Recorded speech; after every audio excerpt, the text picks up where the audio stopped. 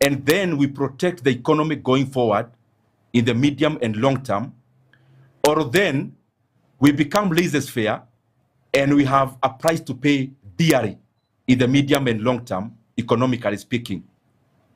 The drastic fuel increment in terms of prices will hurt the economy of Kenya to tunes of hundreds of billions. But the amount we need to bring down the fuel prices is not even a fraction of that. It is too minute. And therefore, I believe that we should be looking at seeing how we can reduce the fuel prices now, so that we arrest many other issues, including inflationary pressures, that will be inevitable. And this is the proposal that I have, and which is easy. One, the amount Kenyans pay at the pump for distribution and margins of importers of fuel and retailers and wholesalers is around 22 shillings. I'm proposing that we reduce by 4 shillings. Wakipata shilingi 18 hawatafuga biashara. Kila mtu sasa lazima akaze mshipi. The second thing is that we must reduce our VAT further from the current 8% to 0. In the short term, we must exempt fuel products from VAT. And the third one is that we must do away with the road maintenance levy fund, Kenya shilling 7, that was added in the year 2024 by this government. I have gone further and tabulated the amount of money that Kenyans are going to save. And if we do those measures immediately, the fuel prices in terms of pump prices in Kenya will climb down to both of them below 190 shillings. That is diesel and petrol. Around 186 shillings for super petrol and 189 shillings for diesel. These issues, some of them need some involvement of parliament. And it is for that reason that I have already written to the clerk of the National Assembly of my intention to amend the VAT Act so that we exempt especially super petrol, diesel, and kerosene from VAT, and consequently make all those products VAT exempt and move them to the first schedule. The other thing is that I've already written to the National Assembly on the intention of amending the road maintenance levy fund by abolishing the 7 shillings that was added in the year 2024.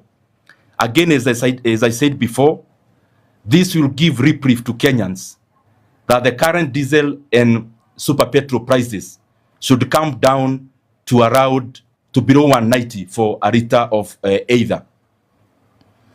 The other thing that maybe it is important for me to highlight, which is building up to that price, is also the subsidy. Diesel, as you saw in the circular, the added cost is higher. And for those prices to come to the ranges I'm talking about, we must also provision 5 billion Kenya shillings from the Fuel Stabilization Fund so that we reduce diesel by around 24 shillings. That is why the math is coming to around 189 for diesel. All those measures will stabilize our economy in terms of not have a very erratic inflationary pressures, and also we are going to have some stability in the medium and long term. Failure to do that, the price will be too high for our economy to bear. I also want to highlight 2 more things. One is that Kenyans are already complaining that the fuel products that are currently in the country seem to be adulterated diesel and adulterated with paraffin.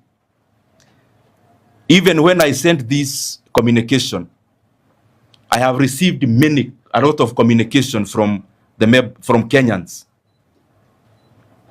clearly stating that the quality of fuel we have in Kenya that clearly somebody is making a kill out of adulterating fuel products to make profit. I also want to request our leaders. This is not the time to make money out of the misery of Kenyans. I have been stating this and I want to repeat again. The G2G arrangement, Kenyans can now clearly see that it is a scam at best. And I want to state here again, the G2G arrangement is a kiosk for senior government officials. The same people you see claiming to reduce this or that are the same people who are the owners of G2G. In fact, 75% of the imports of fuel benefit our leaders directly.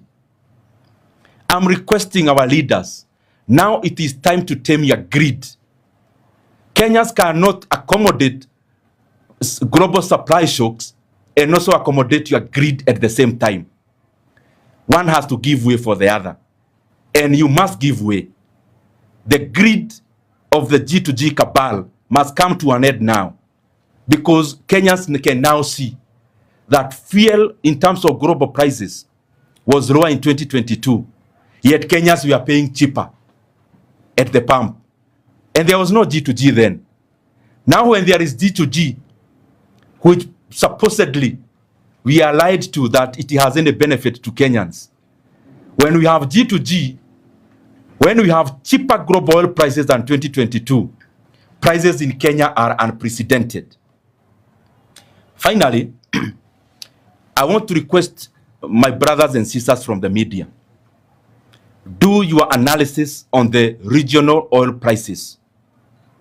And you realize that among our regional economies, Kenya is the highest in terms of fuel prices.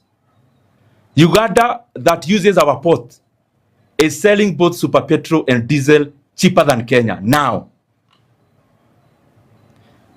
Tanzania, they are selling cheaper. Ethiopia, super petrol and diesel is actually below 150 shillings for both. In Ethiopia, Rwanda is also cheaper than us. That landlord countries are now selling fuel products cheaper than us. And then, as usual, we come to face the people of Kenya and blame our road network. Who should actually be charging higher? The economy with a more vast road network, or the ones that need to catch up? I think it is the ones that need to catch up. So these reasons we keep giving to Kenyans every time we evolve a lie to a bigger lie. Unfortunately, figures are not on the side of lies this time round. Kenyans are demanding that the government must do something about fuel prices. That the composition of taxes, levies, and margins, of course, you know, it's the same people in government who are taking off with it.